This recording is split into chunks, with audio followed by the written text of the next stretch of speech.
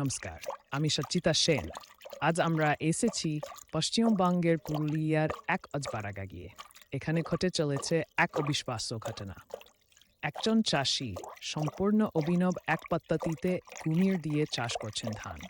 হ্যাঁ, ঠিকই শুনেছেন, কুমির। এই পদ্ধতি এমন বিস্ময়কর তেমনি কার্যকরও বলে জানাচ্ছেন গ্রামবাসীরা। কিন্তু কিভাবে সম্ভব? কুমির আবার ধান চাষে সহায়তা করে কিভাবে? সেটা জানার জন্য চলুন কথা বলি সেই চাষির সঙ্গে।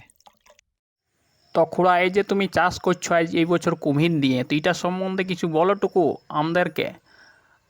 তো হ্যাঁ, আমরা গরিব লোক তো বাবু, এই বছর জমে জল, গরু কাড়ায় খাতে পাচ্ছে না, তো ভাবছি এই বছর কুমির নিয়েই চাষটা আর করব, বুঝেছ। গরু কাড়ার তো খাবারও কিছু নাই, আর জলের সব তো ডুবে গেছে, তো কুমির নিয়েই ভাবছি এই বছর চাষটা কমপ্লিট।